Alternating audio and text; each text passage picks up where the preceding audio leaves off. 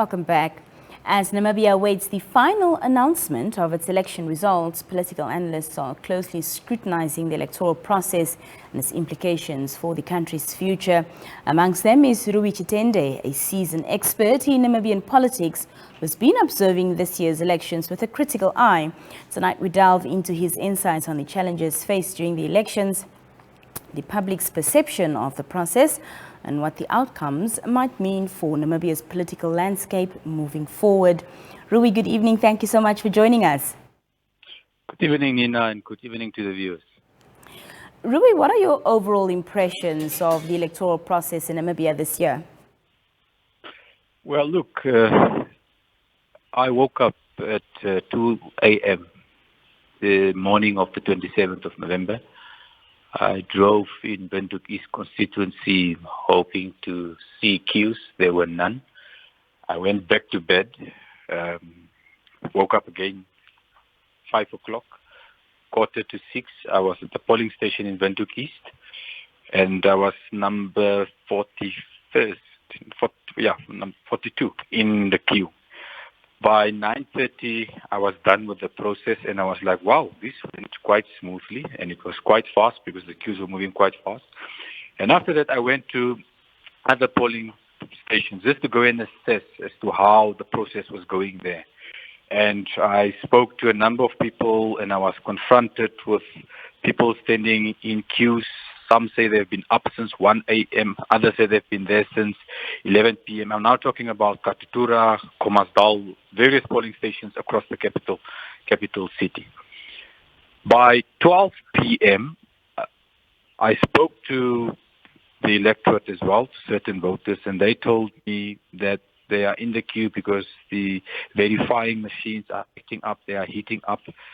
Other polling stations, there were no ballot papers, and the people that I've engaged were people from across the demographic divide, young, old, all races. Then I was like, okay, what's happening? Maybe it's a hiccup in one polling station or two. Later in the evening, same issue unfolded. So I became a bit concerned because this is the third election that I've participated in, and not once have I experienced this kind of delays, at least from the people that I've spoken to. Yeah.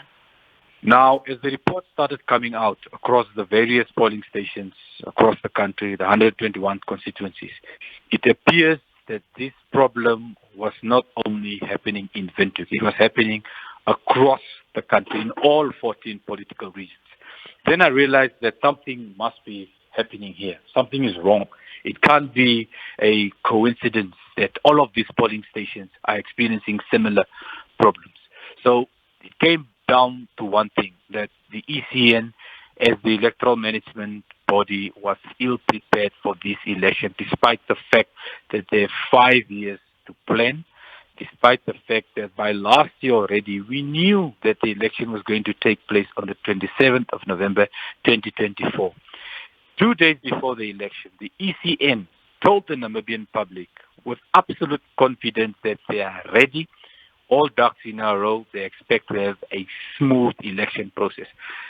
As the evidence points out, that did not happen. So that's why I characterize this as one of the most challenging elections that we've ever had in post-independence Namibia. In fact, I think that it is the worst election. Interestingly enough, former Prime Minister Nasangula echoed my sentiment. It is one of the local daily. So it tells you the kind of crisis that the ECN has actually laid upon the Namibian populace. Rui, I would expect, of course, that you've been watching the media, you've been watching the press briefings that the ECN has been, holding. And of course, they touched on these matters that not only you speak of, but I think the majority of Namibians have lamented their dissatisfaction with the electoral process, and of course everything that's unfolded in terms of ballot papers, the long queues, devices not working, and so on. You've heard the press briefings. They've given an explanation. What do you have to say concerning that? They've explained what happened from their end. Look, the press briefing, I've read all of the press briefings, and I was not convinced or impressed by the excuses that have been given by the Electoral Commission of Namibia. Conducting election is no child's play, because this is the one instrument that the Namibian public are able to hold elected representatives to account. And it happens every 5 years. Elections are at the heart of any democratic society. So what the ECN has actually done, directly or indirectly, by the hiccups that they've experienced across the polling stations, is that they've actually violated the constitutional rights of those Namibians who were queuing up and were unable to vote because of a lack of ballot papers, not only at one polling station, not only at 5, not only at 10, not only at 20, but across the 121 constituency. What does it tell the ordinary person from inside or from outside of the country? That the ECN, before the elections, despite the fact that they told us that they are ready, I actually saw signs that the ECN was not ready, because there was one report that came out in the media 2 weeks prior to the elections taking place that the ECN was short of 200 vehicles in the Kunene region alone.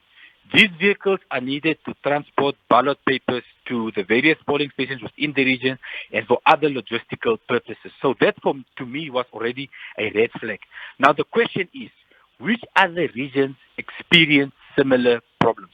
Of course, there are also other contributing factors. One being that the entire country is treated as one constituency. So, Nina, that basically means if you are from Karas region, you can vote in Etiliasa, Musati region. If you are from Kongola in the Zambezi region, you can vote in Oangwena in Omafo, for example. So that in itself perhaps also made the ECN not to really account for the number of ballot papers that ought to be at every polling station. But this is not the first time the entire country is treated as one constituency. It has happened in prior elections, but we have never experienced the kind of problems that we have experienced now. Ballot papers not being enough, machines, verifiable machines acting up. So the question is, was the ECN ready to conduct this election? And 1 week or 2 weeks before the election, Nina, polling officials were still being trained to conduct this election. This ought to have been completed at least 2 or 3 months before the actual date of the election. So these people were basically on the job training while conducting one of the most important exercises in our democracy. So, Rui, with everything that you've mentioned now, do you think that the public perception of the electoral process has changed compared to perhaps previous years? Yes, absolutely. I've spoken to people that have voted in previous elections, and they actually echoed the sentiments that I've just expressed. They have never experienced such delays where at any polling station across the country. I mean, even if the governing party came out and said that they have concerns, especially the Support Party usually came out and said they have concerns about the electoral process. The First Lady, Monica Gainkos, also spoke eloquently about the challenges that the ECN had. And the question was, is it a matter of incompetence, or was it choreographed chaos, or is it both? Now, we do not know until substantial evidence emerges to say what exactly was done. And I think after this election, I know for a fact that it will be challenged, but I think we also need some leadership from President Angolo Mbuba to investigate, set up some sort of committee to investigate what exactly transpired. Because the Namibian public, as we speak, has lost faith and trust in the ECN to conduct credible and fair elections. I don't know whether you have perused through the various observer mission statements. Even though the language was quite diplomatic, they raised serious issues regarding this process. Do we need to completely overhaul or review our electoral act? Do we keep it intact, and do we stay with the current commissioners who will also be in charge of the regional and local authority elections next year? Those are serious issues that we need to address as a country. As we know as well, there are some political parties who have said that they, of course, will contest the results of these elections. What do you make of this, and do you think it will yield any result? Look, it's not the first time that an election outcome will be challenged. It has happened in 2019. It has happened in the elections prior to that, and it's usually the presidential election that is challenged.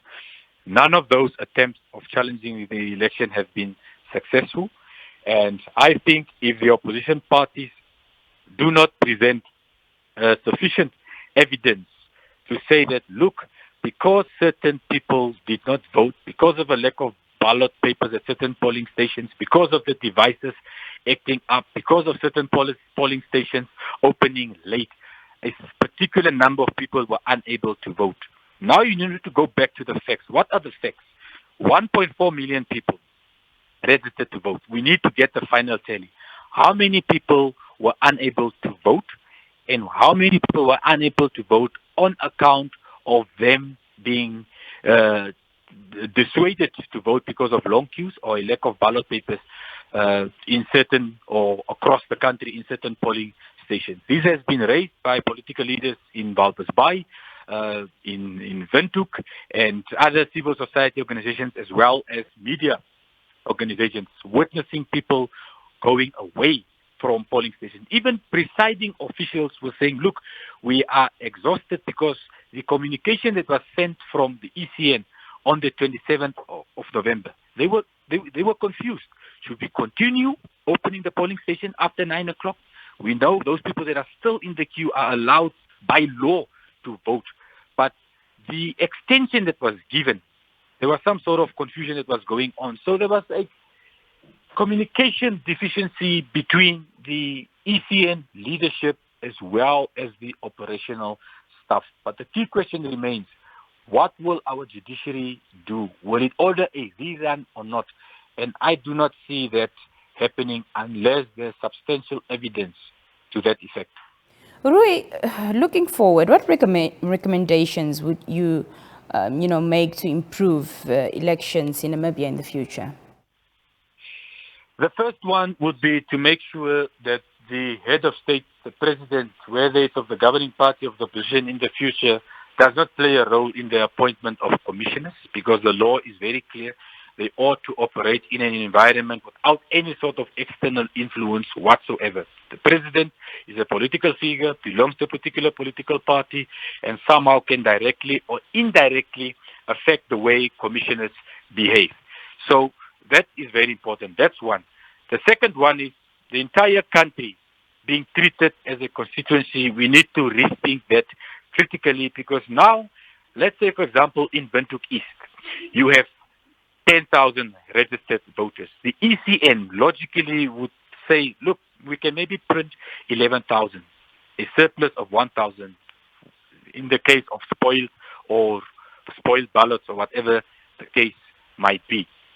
So that's crucial. Those are two things that I would recommend. The third one is there should be a particular time frame upon which the ECN ought to release the results. And at the moment, there's some sort of leeway. It's not clear.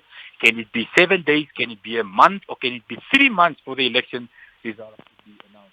But on top of that, those are the things I can think of now. Rui, we are losing you there a bit. We are unable to hear you before we get cut off. Your final remarks before I release you. Well, look, Nina, our electoral process, particularly this election, the public has lost confidence in the way these elections were conducted. And I think the young people that were so eager, that never had an interest in politics, finally have developed an interest in politics. And I hope we have not dissuaded them completely from participating in future elections. Rui Tyitende, thank you so much for your time this evening, and thank you for joining us here on the Daily Roundup. You're most welcome. When we come back, our conversations here on the Daily continues. Do stay with us.